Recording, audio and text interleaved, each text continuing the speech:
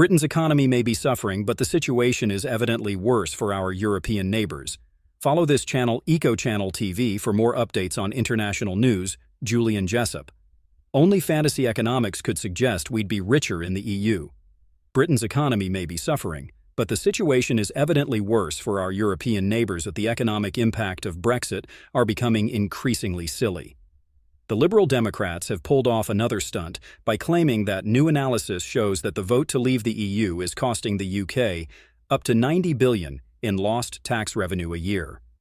In fact, this is simply a different way of presenting the results of a working paper published earlier this month by the U.S. National Bureau of Economic Research, NBER.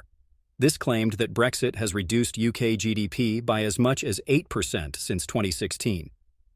The NBER paper was a serious piece of work by serious economists.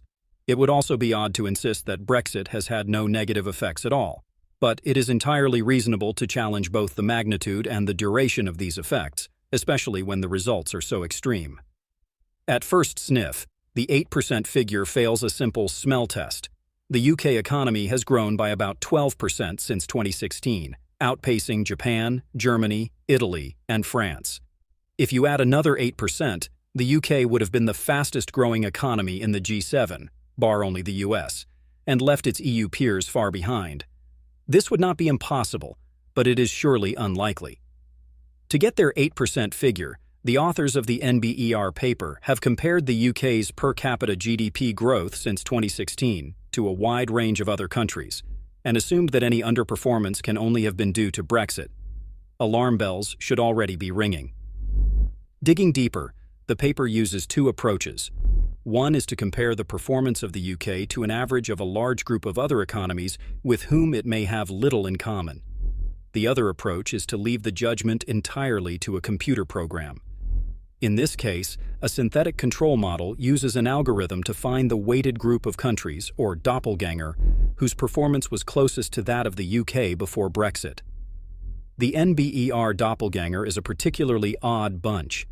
The model gives the biggest weight to the US, 61.4%, but this was followed by Estonia, 10.9%, and Greece, 9.5%. Even Hungary got a look in, 0.7%, but there was no room for France or Germany.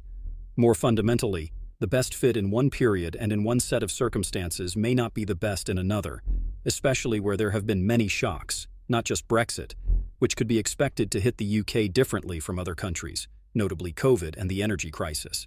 You would also surely want to exclude the US from any comparison,